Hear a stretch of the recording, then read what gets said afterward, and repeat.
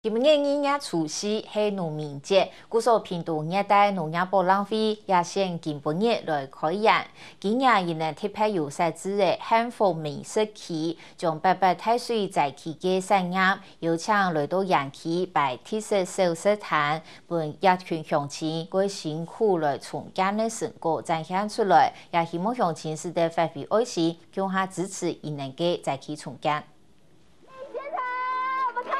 场拥有幸福田，我们2010的热播呢正式开演啦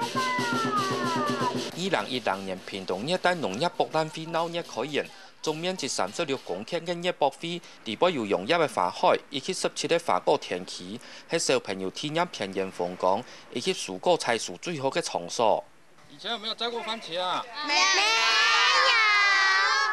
今年熱博會嘅另外一個重點係幸福美食期，園區邀請嘅去年800歲仔嘅仔民，佢亦就會展示在區農特產同美食，希望帶俾仔民經濟上嘅實質幫助。提供也要遊客咧也要示範嘅問題吼，邊咧有18千村吼